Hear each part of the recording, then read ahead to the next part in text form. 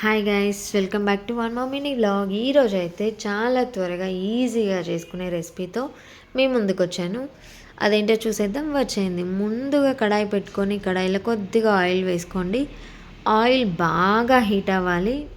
Oil బాగా heat అయిన తర్వాత మనకు కావాల్సిన పోపు దినుసులు అయితే వేసేసుకోండి. లైక్ తెలుసు కదా ఏంటో, శనగపప్పు, మినప్పప్పు, ఆవాలు, జీలకర్ర. వీటన్నిటిని చక్కగా ఫ్రై చేసుకోండి. ఇవి ఫ్రై అయ్యాక మనం ముందుగా కట్ చేసి పెట్టుకున్న ఆనియన్స్ కూడా తీసుకోండి. ఈ ఆనియన్స్ కూడా బాగా ఫ్రై చేసుకోవాలి.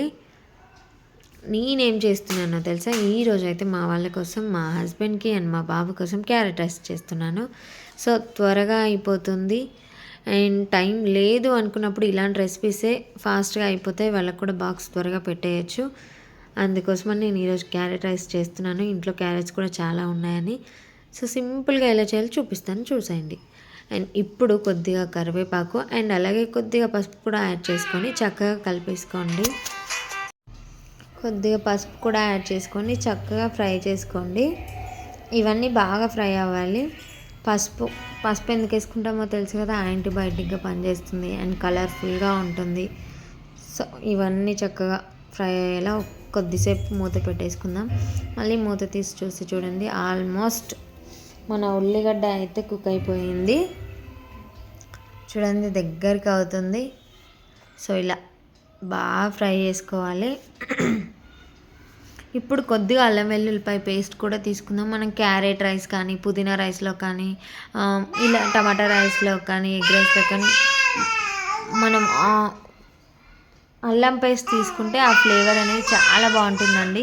మీరు కూడా ఈసారి ఖచ్చితంగా ట్రై చేయండి, చాలా చాలా బాగుంటుంది.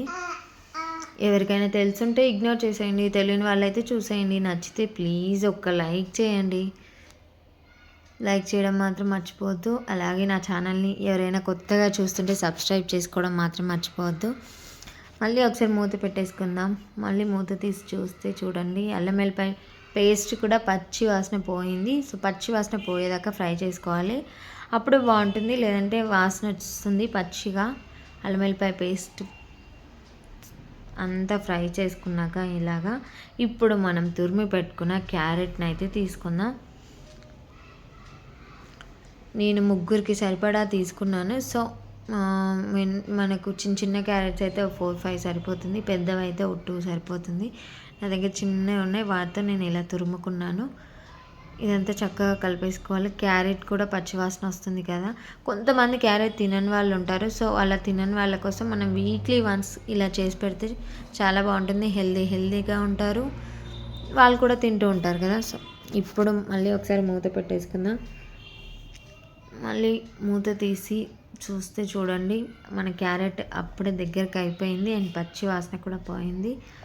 ఇప్పుడు మనం ఇందులోకి కారం వేసుకుందాం. 1 టీ స్పూన్ కారం అండ్ 1 టీ స్పూన్ ఉప్పు, రుచికి సరిపడా. నేను ఉప్పు వేయకుండా పట్టించిన కారం కాబట్టి సరి వేసుకుంటున్నాను. మీ రుచికి సరిపడా మీరు వేసుకోండి.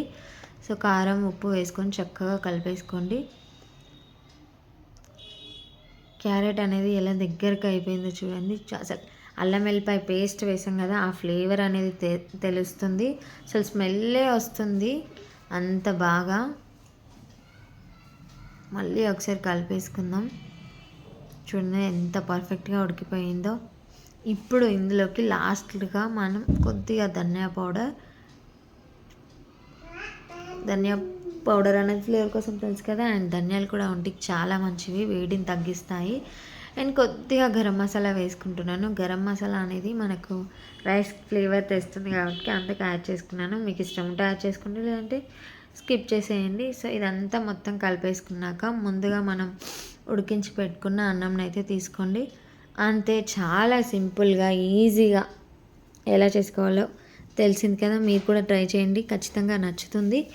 అండ్ ఎవరైనా ట్రై చేస్తే నాకు కామెంట్ సెక్షన్లో కామెంట్ చేయండి. Thank you for watching. Please subscribe చేసుకోవడం మాత్రం మర్చిపోవద్దు.